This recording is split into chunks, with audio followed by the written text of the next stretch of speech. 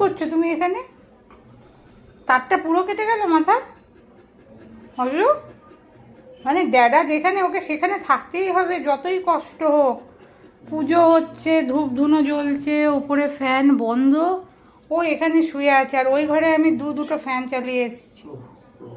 এই চল, এই দাদা ভক্ত হনুমান, ওঠ এখান থেকে, চলো চলো ফ্যানের তলায় চলো মাম্মা, গরমে শোয় না, যাও ওই ঘরে যাও, চলো চলো।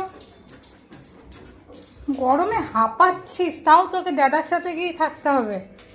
হ্যাঁ, এখানে শো শো করো, আমি ফ্যান চালিয়ে দিচ্ছি, শো।